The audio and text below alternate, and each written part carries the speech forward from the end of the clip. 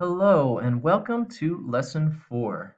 This is a reading lesson where we're going to describe community health practices that support public health. And this video is to walk you through the before you read section.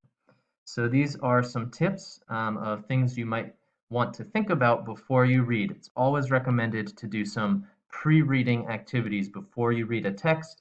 It helps you start to think about what you're going to read, and that activates your brain. So let's get ready to read. The first step here is that the book asks us to look at the community health practices shown and which do you have in your community. So first of all, let's look at the health fair. Um, do you have that in your community? Do we have it at Carlos Rosario? Do we have these in DC? How about in your native country?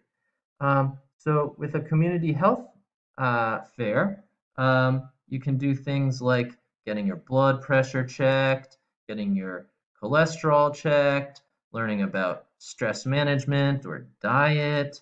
So, you know, have you done something like that before? If you are a previous student from Carlos Rosario, you've probably been to a health fair at our school. Next, free flu shots. Do we have that in our DC area?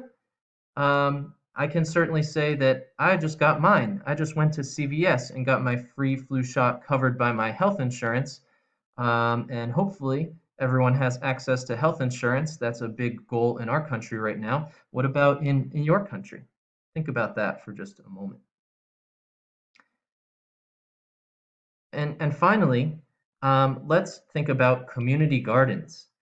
This one is near and dear to my heart. I personally think it's one of the best ways to promote health and well-being. So a community garden. Now, have you ever been a part of a community garden? Do you know if there are any in your area where you live? Um, and I want you to take a minute to think about this question. How can a community garden positively impact your health? Take a minute and I'm going to ask you to answer that question.